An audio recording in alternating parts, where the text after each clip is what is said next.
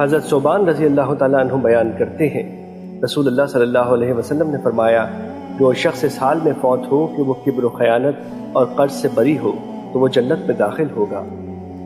مشکات المصابیح حدیث نمبر 2921۔ حضرت ابو موسیٰ رضی اللہ تعالیٰ عنہ نبی صلی اللہ علیہ وسلم سے روایت کرتے ہیں، آپ صلی اللہ علیہ وسلم نے فرمایا، کبیرہ گناہوں کے بعد اللہ کے ہاں سب سے بڑا گناہ جس سے اللہ نے منع فرمایا ہے وہ یہ ہے کہ بندہ مرنے کے بعد اپنے رب سے اس حال میں ملاقات کرے کہ اس کے ذمے قرض ہو اور وہ اس کی ادائیگی کے لیے کوئی چیز نہ چھوڑے۔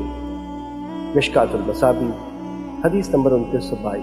حضرت عمرو بن عوف مزنی رضی اللہ تعالیٰ عنہ نبی صلی اللہ علیہ وسلم سے روایت کرتے ہیں، آپ صلی اللہ علیہ وسلم نے فرمایا، مسلمانوں کے درمیان صلح جائز ہے، ایسی صلح کے سوا جو کسی حلال کو حرام کر دے یا کسی حرام کو حلال کر دے، اور اس شرط کے سوا جو حلال کو حرام کر دے یا حرام کو حلال کر دے، مسلمان اپنی شرطوں پر ثابت ہیں۔ مشکات المصابیح حدیث نمبر 2923۔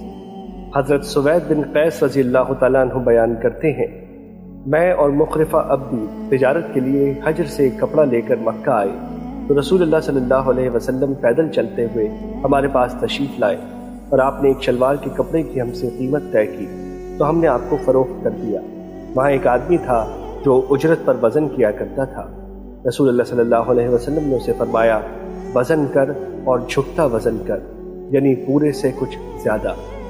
مشکات المصابیح حدیث نمبر 2924۔